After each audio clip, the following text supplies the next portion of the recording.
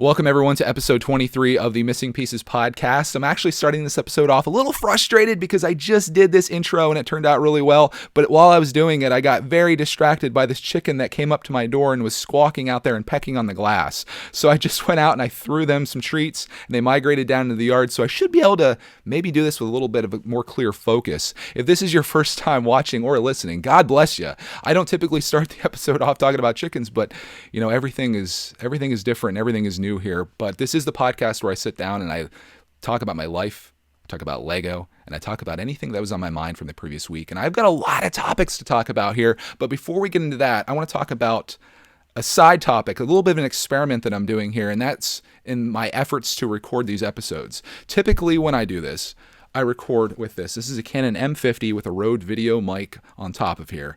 And this produces really good audio. It produces really good video. And you're probably asking, well, Greg, why aren't you using that then? It's because I have to take the card out of this, which there's typically a memory card in the bottom. It's now in my computer.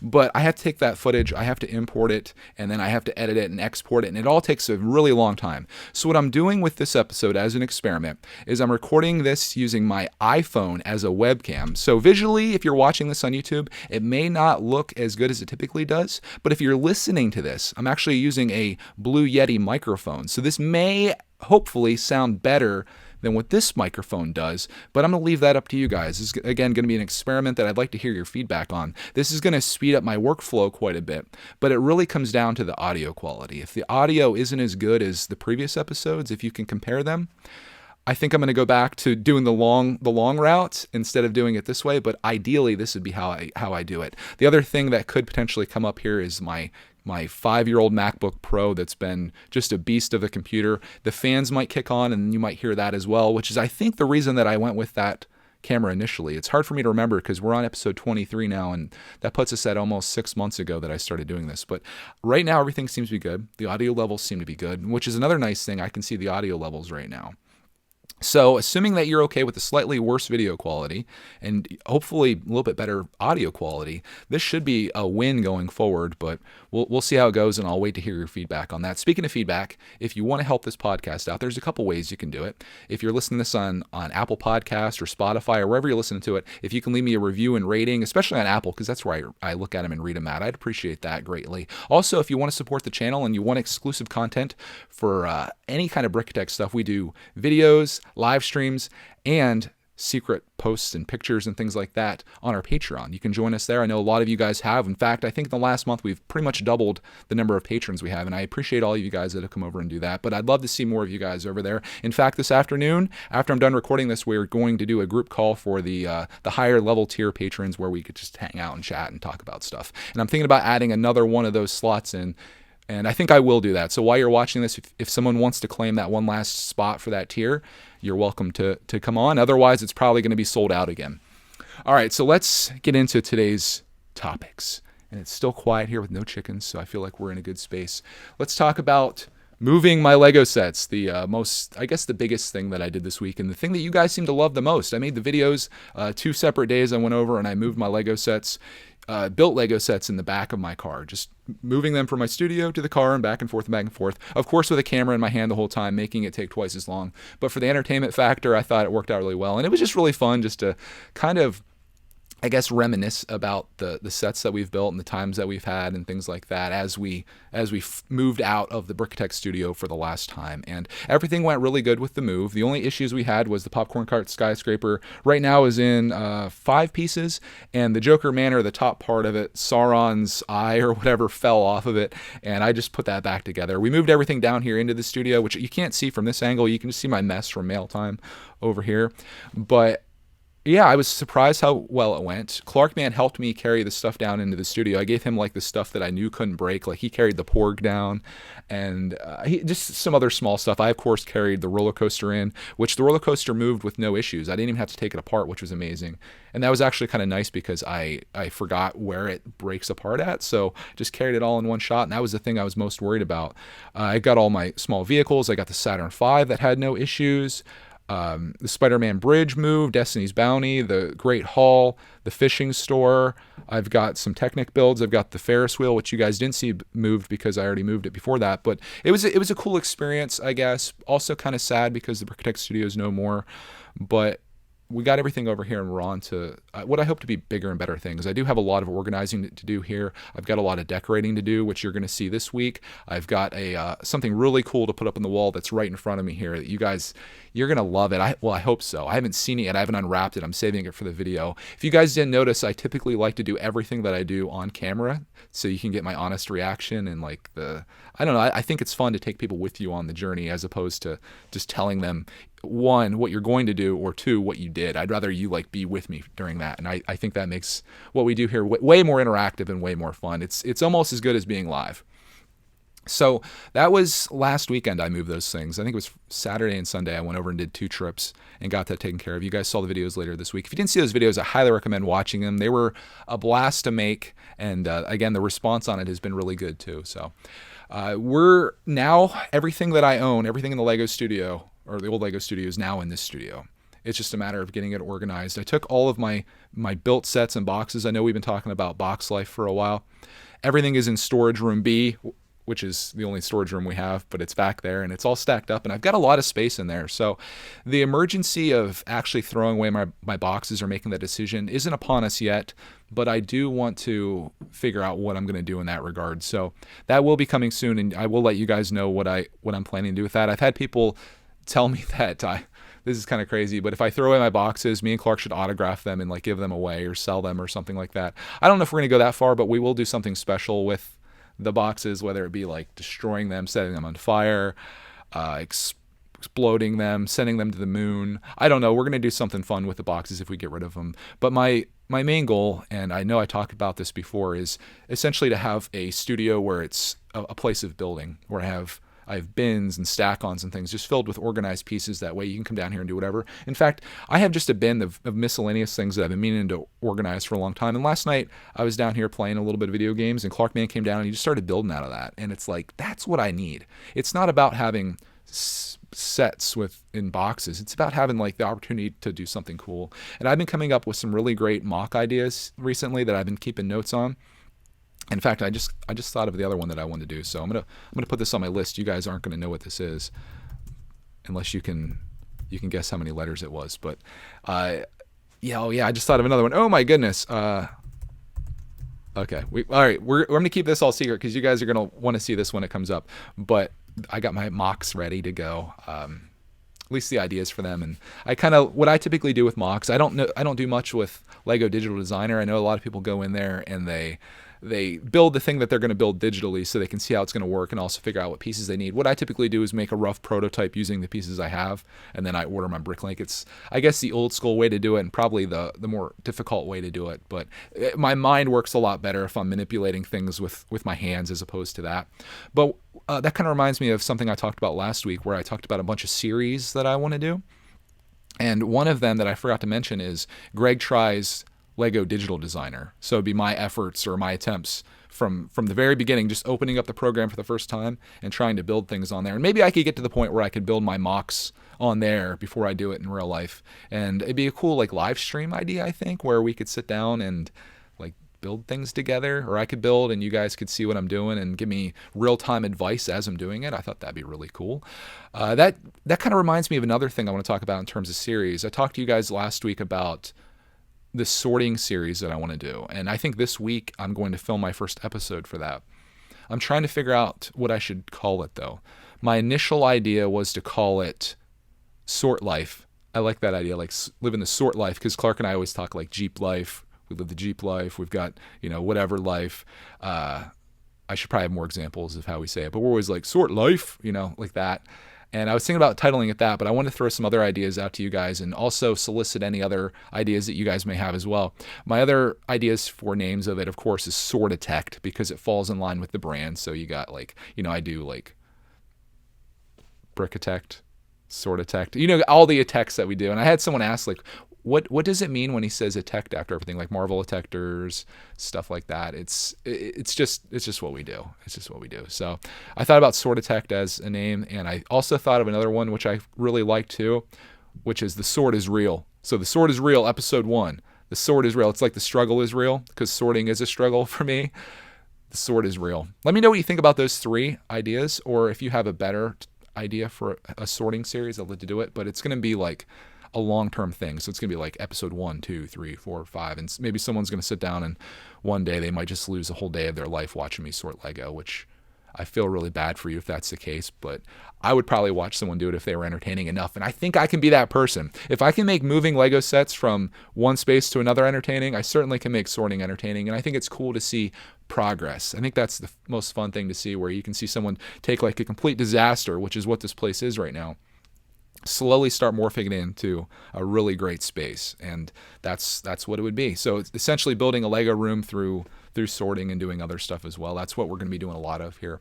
I really just want to get away from doing what we have been doing, which is every single day making like a Lego vlog where we come in, open a set, build it, do our little thing with it, and then we move on and do that same thing the next day. In fact, it kind of takes me to my next topic. Doing that is slowly killing my channel, I believe. You guys know, and this is a part of my own decision making that did this, is when this whole COPPA thing hit and I decided I was going to go all in on Patreon, I decided that I was going to no longer monetize the Made for Kids videos.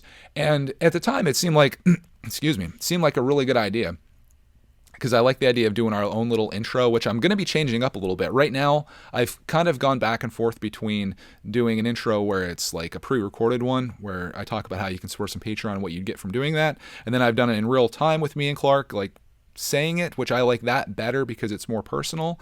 But I want to like chop it down a good bit, because right now it's like 19 seconds long when I say everything that I want to say, and that's a lot to go through when you're getting into a video, and I think you lose a lot of people through that. So we've experimented with a new intro that we tried once before, and I did it in an episode that you have yet to see of something that we built. Actually, you can see it right here if you're watching this on YouTube. It's the mail plane that we got in the mail from Chad. You're going to see this video this week.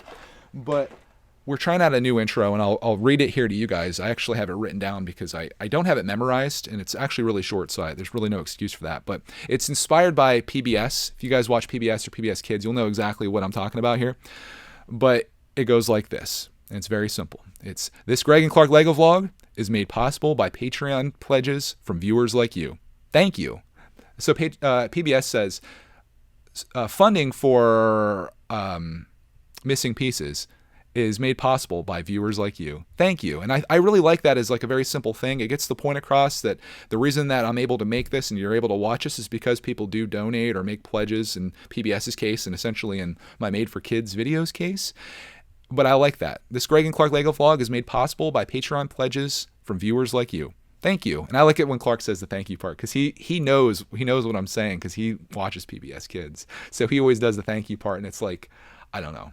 Let me know what you guys think. I like throwing things out there and getting feedback from you guys, because sometimes when you come up with ideas in your mind, everything seems like a good idea, or some things seem like a great idea, and you're like, yeah, I'm totally going to do that. But then when you run it across other people, they're like, yeah, not so much. Like I use Mrs. Brickitect for that, and oftentimes you can use it feedback from YouTube videos as well. But it's great to have a community like this and a resource like this podcast, where I'm not actually putting this out in a video yet. This is kind of just me and you having a conversation, and I can say my little intro and you guys can be like, yeah, I don't really like the way that is, or yeah, I think that totally works better than being like the old intro, which is again very long. I wish I had the technology here. We're getting a little hot on the audio too.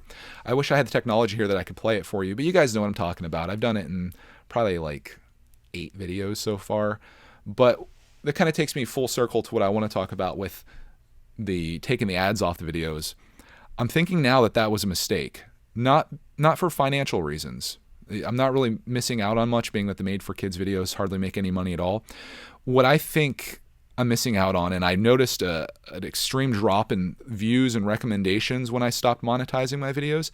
I think YouTube's not pushing those videos out at all. And they may say that they don't do that, like it doesn't matter whether you're monetized or not, but you have to think YouTube as a business that basically makes a living off of ads, running ads on videos.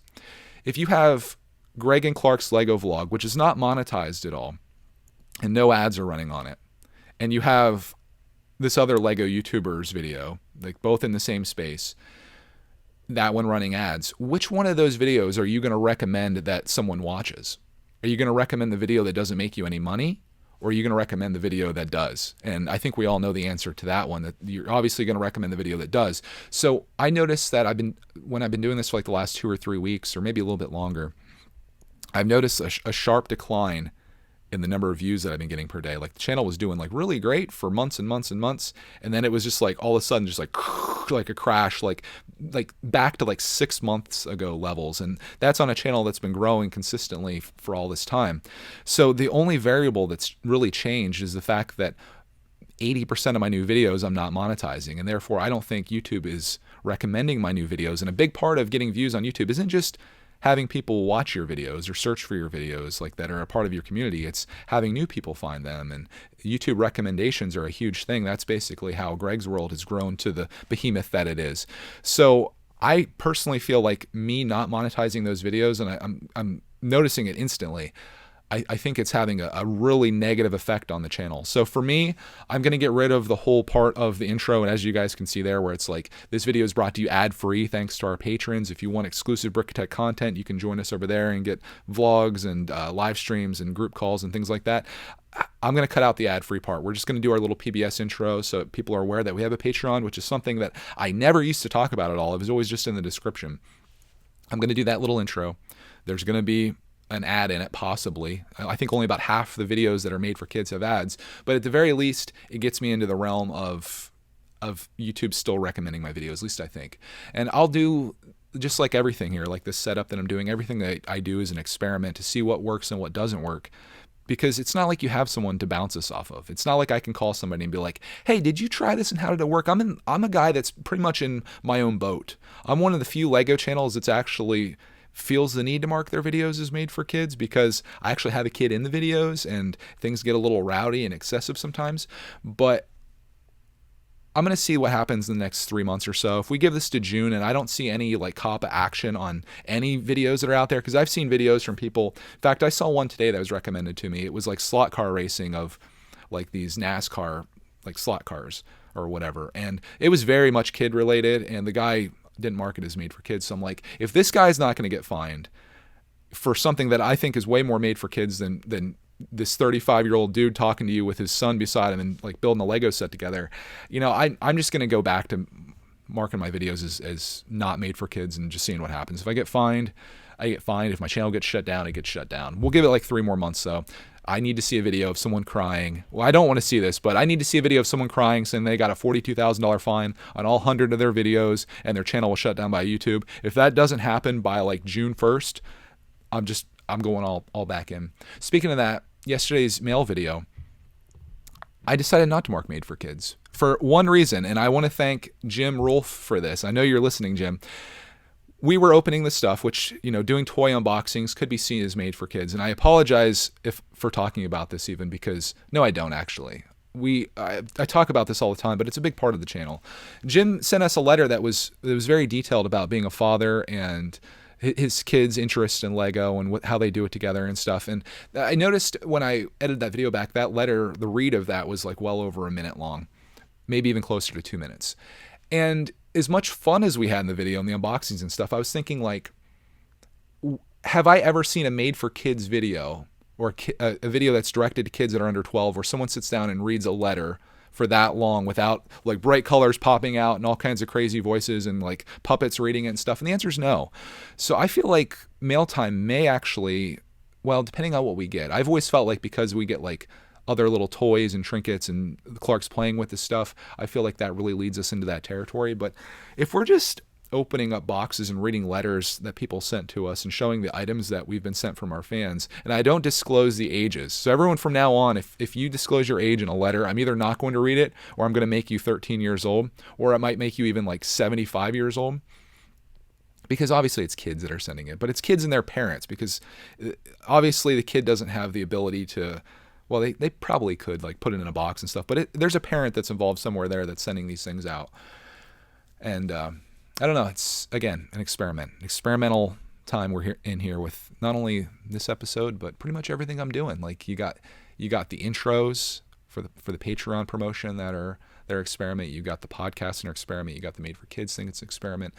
just trying to see what works and what doesn't work. And I think that's a really smart thing to do when you're creating content is, try something, look at the results, keep doing that if it's doing well. And if you need to change it up. So that's what we're going to do. You're going to see ads on the Made for Kids videos possibly, and the intro is going to be shorter and it's not going to reference ad free. And I think people are probably okay with that. I've noticed that, and I was talking about this the other night on one of the Patreon live streams.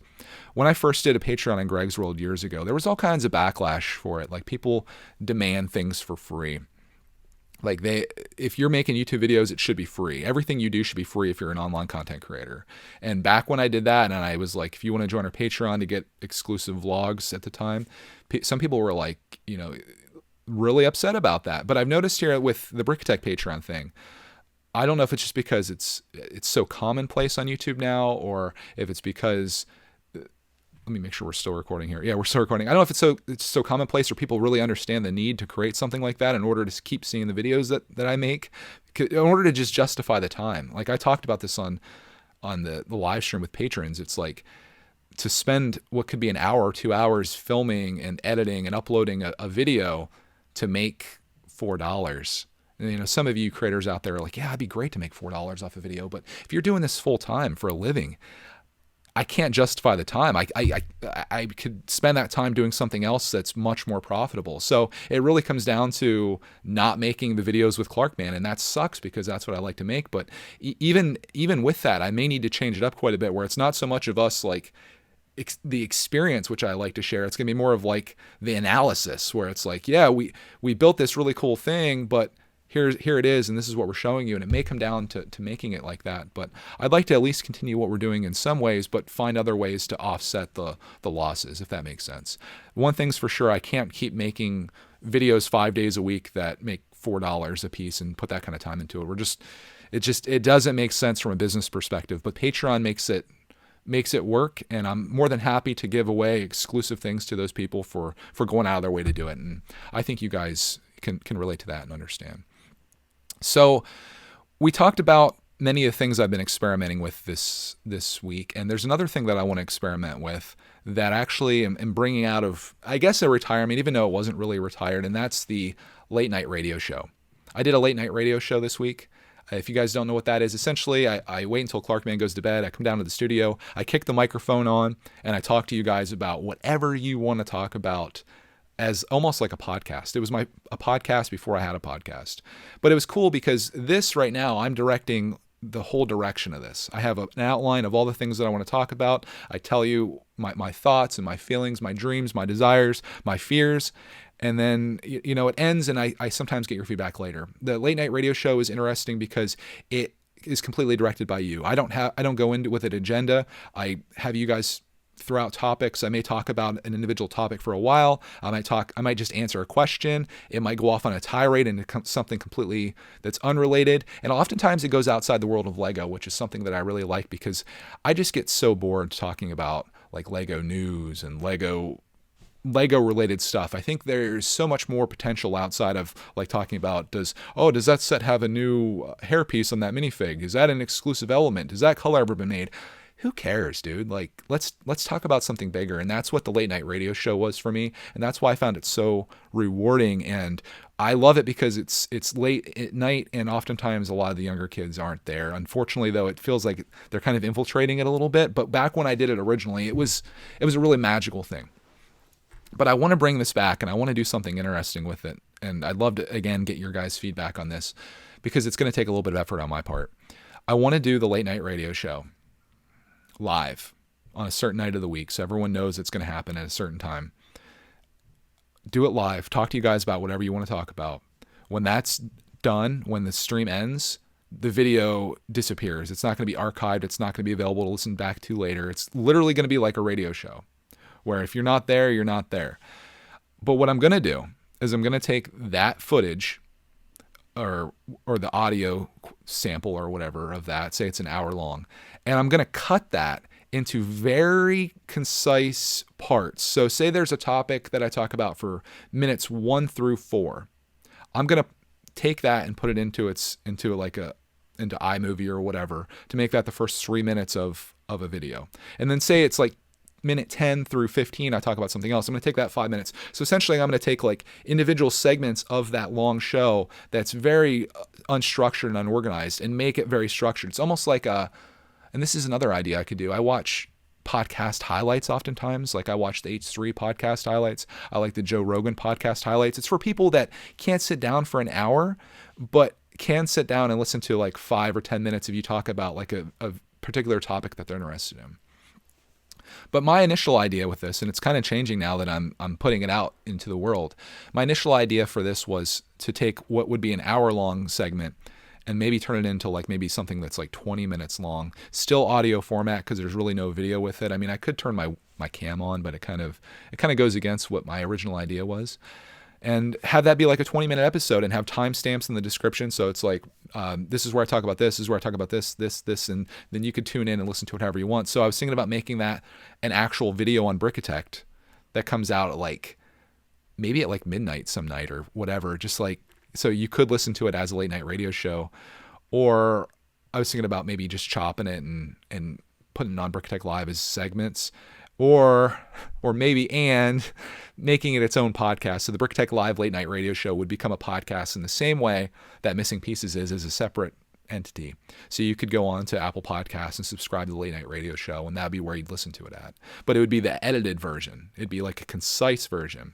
I'd cut out all like the little silly things and like the things that aren't necessary or meaningful, and just make it like the things that I really went off about. I saved the first or the last episode that I did, and I might do a trial at this, but I'm curious to see what you guys think about this topic, whether you would like to listen to a more condensed version of that, whether you would like it as like a full video on Brickitect, as like a 20-minute episode of me talking about all the things in one video, or if you think I should just pick like one thing out of that and make it a highlight on Brickitect as like a, I don't know, as like a Brickitect Live late night radio show highlight, because that could be cool too.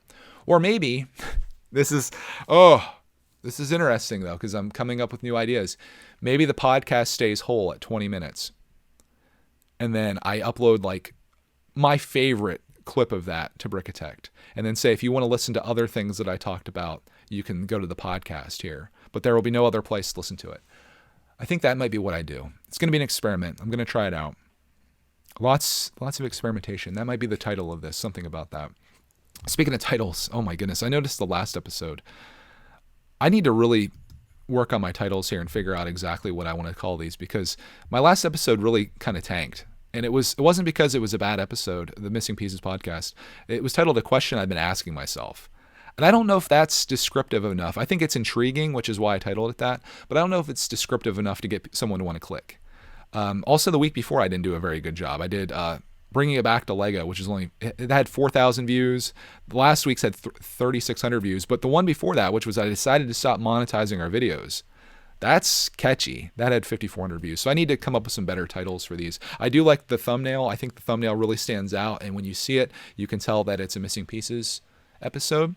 And I'm noticing now, too, that my fans are kicking on. So I'm going to be curious at this timestamp. Let me see where we're at here. About 30 minutes or so into this.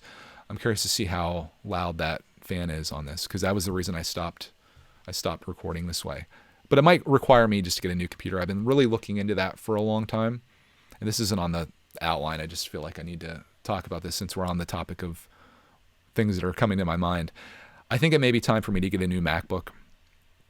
The newer ones I feel like are going to run a little bit quieter. They're going to be able to handle what I'm doing here, because I'm essentially running my phone and this microphone off of my computer, which is plugged in right now, but I think that takes a lot of resources, and I'm running OBS and I have other programs open too, and I think it's just like 5-year-old MacBook is like, I can't handle it, but I think it's going to be okay. This is a topic that I wanted to talk about at some point. Now seems like a good time.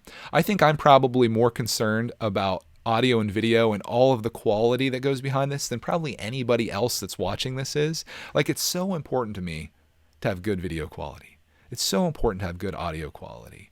It's so important to make this like something that's professional, as much as it seems like it isn't. And I think most people are just okay with whatever you put out. Like, people understand, like, you're just a normal guy. You're not a video crew. I'm not a filmmaker. I'm just a guy that's in his basement recording a video using his iPhone. Like, it's it's not that serious. And I feel like if you're compelling enough, quality can really go by the wayside. Like I've watched videos from people that I think are wildly entertaining, and the video quality may be garbage and the audio quality might not be that good. Like audio to me is way more important than video, but they're compelling enough to watch it. Like I used to really be a big fan of Casey Neistat back when his videos were vlogs and not just advertisements every once in a while. And I was thinking like he was always about the equipment and making these epic videos. And I was like, if this guy filmed on a potato, I would probably still watch his videos just because of how engaging they are. And I think it'd be awesome to like get to that place where I feel like I'm that. Like people would watch if I filmed this on, and I had an idea to do this. I have it sitting around here somewhere, but I have my original camcorder from 2012 when I started making videos or was just getting into making videos. And I thought, how cool would it be if I made a video with that camcorder just to see if anyone said anything?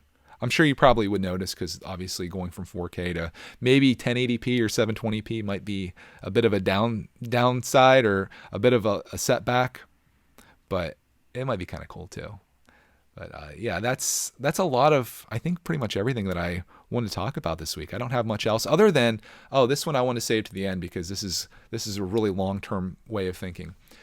I have this footage on my computer that I've been sitting on since August 24th, 2019. It's of me, Mrs. Brickitect, and Clark at Walmart. We go looking around the Lego aisle and we're shopping there and stuff like that. And then our Walmart has a Subway in there, so we were eating in some Subway. And Clark did like this dance to start the video off and stuff. And I had like this footage, and I just edited it up this week. And I considered maybe putting it out for like the 6 months. It's been like 6 months since I did it. And there was this idea of a video time capsule, and that's kind of what I run my whole channel behind on Greg's World, which is I'm recording these memories to have as a time capsule for the future to look back on. But I got this idea, and I think Mr. Beast did a video like this where he made a video to himself 2 years ago, or he made a video to himself and then had it scheduled to upload in 2 years. And it was like his dreams and goals for YouTube. And that video went live 2 years later and he like completely forgot about it. But of course he surpassed all those dreams and all the goals that he had. But it was essentially a time capsule where it was buried and then brought out to life years later. And what I was thinking about doing with this video from August 24th, 2019 is to do essentially what he did, where I'm going to upload it like today and I'm going to schedule it for August 24th, 2020. So it'll be cool to see because chicken noises. It'll be cool to see because you'll watch a video August 2020 that was recorded a year earlier and everything's going to be different. Like Clark's going to be much older. Like I've already noticed how different he is in the last 6 months. And you'll get to see Lego sets that are on the shelf that haven't been in there for a long time. And it'll just be really neat to look back on. If I had a lot more nerve, maybe I should just make a video. I could do this anytime. Make a video that's going to be uploaded 10 years from now. We'll see if YouTube's even around then and see what that's like. But it'd be really cool to like completely forget about this. And maybe I should like do this as a treat to myself, right? More so even for you. Make a video today, just like random, whatever. Scheduled to upload 5 years from now. And then 5 years comes and I'm like, oh my God, that video, I forgot about that. That was an amazing time in my life.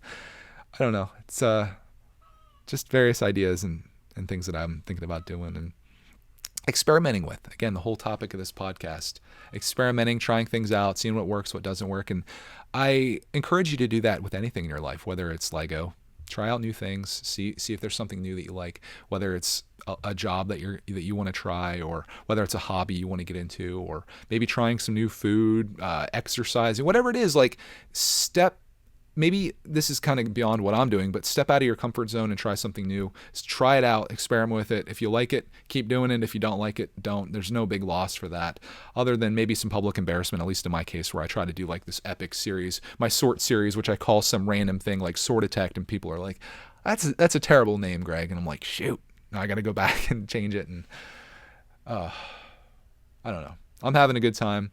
I really appreciate you guys hanging out with me here during my little podcast thing here. I say this every week, but I think I should reiterate it. It's my favorite thing that I do. I love just coming down here and letting all these things out of my mind and then starting out with a fresh slate for the next week and actually doing the things and then following up on them and telling you guys how I made out, very much so in this episode with the turning off ads and the video time capsule, like all these ideas that I've had and some things that I've tried and some things that I haven't, to to run it by you and get your feedback. I read all the comments on this. I oftentimes don't get a chance to reply to them, either at all or just some of them.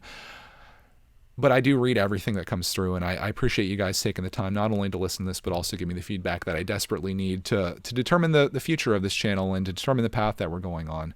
So on that, we're going to wrap it up for this week. If you guys have any topics that you'd like to discuss next week, I'll be open to that. I need to get back into viewer feedback and also to do like a viewer-related discussion each week. So I'd like to do that next week, and if you have anything that you'd like me to talk about, whether it's Lego Life or Lego Life, throw it out there and we'll make it a part of the episode. So on that, thank you guys for listening this week. And as always, we'll find you in the next Missing Pieces.